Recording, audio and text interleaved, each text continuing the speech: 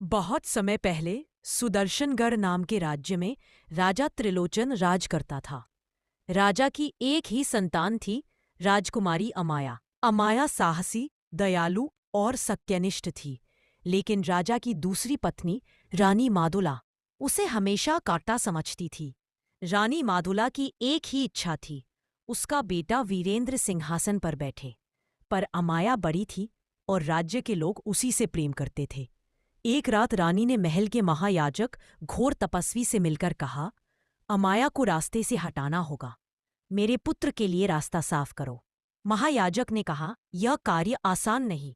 राजकुमारी देवदत्त तलवार की उत्तराधिकारी है। उसके साथ कुछ भी करने से पहले उस पवित्र तलवार को नष्ट करना होगा। रानी माधुला के चेहरे पर एक शैतानी मुस्कान फैल गई। अगले दिन रानी ने अमाया को बुलाया और बोली, बेटी, आज देवालय में उत्सव है, तुम्हें वहां जाकर देवदत्त तलवार को देवी को प्रणाम कराना है। अमाया यह सुनकर प्रसन्न हुई। वह तलवार लेकर देवालय की ओर चल पड़ी, लेकिन रानी ने पहले ही घोर तपस्वी को वहां भेज दिया था। देवालय पहुंचते ही अचानक धुआं फैल गया। अमाया कुछ समझ पाती उससे पहले तपस्वी ने मंत्र पढ़कर तलवार को छू लिया।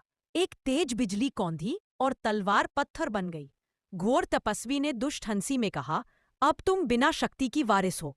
राजकुमारी, रानी ने आदेश दिया है कि तुम्हें मरना होगा। अमाया घबरा गई, पर उसने वहां से भागकर अपनी जान बचाई। वह जंगल में घुस गई और सुदर्शनगढ़ को पीछे छोड़ दिया।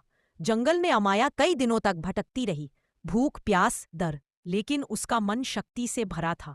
एक दिन वह बेहोश होकर गिर पड़ी। तभी उसे उठाया एक वृद्ध योद्धा अश्वनाथ ने। अश्वनाथ एक समय राज्य का महान सेनापति था, लेकिन रानी के षड्यंत्रों का शिकार होकर जंगल में रहने को मजबूर था। अमाया को पहचानते ही उसने कहा, राजकुमारी, आपकी माता की मृत्यु कोई दुर्घटना नहीं थी। रानी मादुला ही उसकी हत्यारिन है। अमाया के पैरों तले जमीन खिसक गई।